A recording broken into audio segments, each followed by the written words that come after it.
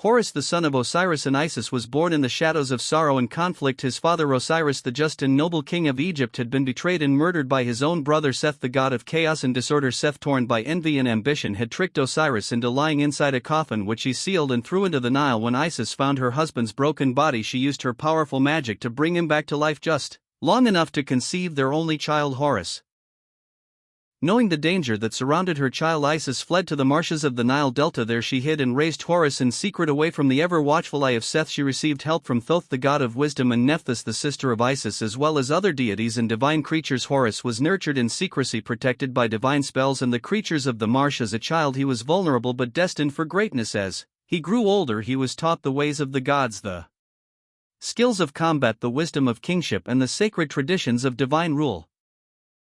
From a young age, Horus knew his destiny was not to live in hiding but to reclaim the throne of Egypt that was taken from his father. He carried within him the legacy of Osiris and the hopes of Isis. The gods observed his growth carefully, for in him rested the balance of Ma'at, the principle of truth, justice, and order that governed the universe. Horus bore this burden with silent determination. He learned patience and strength until the day came when he would emerge from the shadows to challenge the usurper.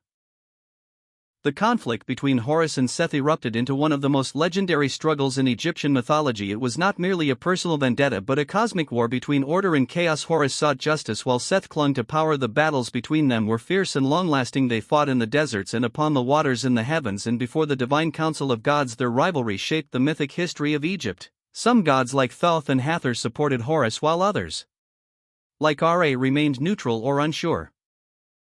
In one of the battles, Horus lost his left eye. Seth struck him so fiercely that the eye shattered into pieces. The loss was great, for the eye of Horus symbolized not only his divine vision but also the lunar power. The god Thoth carefully collected the fragments and healed the eye, restoring it to its full strength. This restored eye came to be known as the Eye of Horus, and it became a sacred emblem of protection, healing, wholeness, and power. It was worn by kings, warriors, and common people alike as a talisman against harm.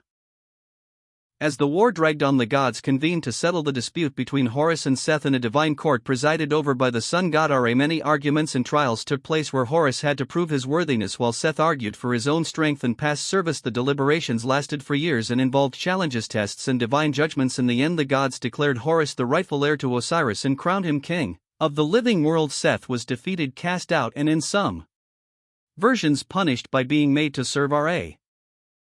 With Seth defeated, Horus ascended the throne of Egypt, uniting the two lands, Upper and Lower Egypt, under one divine rule. His rule was just and strong, filled with wisdom inherited from Isis and courage drawn from the trials he endured. He established peace, restored balance, and brought harmony back to the kingdom. The pharaohs who ruled after him were seen as earthly manifestations of Horus, and each coronation ceremony symbolized the moment Horus claimed his father's crown.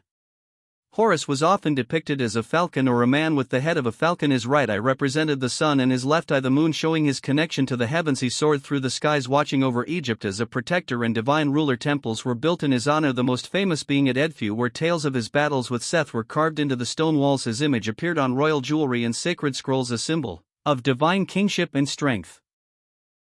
As a god, Horus played many roles. He was the avenger of his father, the protector of the people, the guardian of pharaohs, and the keeper of justice. Mothers prayed to him to protect their children. Warriors asked for his strength in battle, and rulers invoked his name in rituals of power. He was associated with the morning sun and the rising of new life. His presence was believed to guide souls in the afterlife and shield them from evil. The myth of Horus is deeply woven into the spiritual fabric of ancient Egypt. It represents not just a tale of revenge but a profound journey of legacy, struggle, and the triumph of good over evil. Horus is a symbol of resilience, of divine right, and of the strength found in justice. Through his trials he became more than a son. He became a ruler, a warrior, and a beacon of balance and order.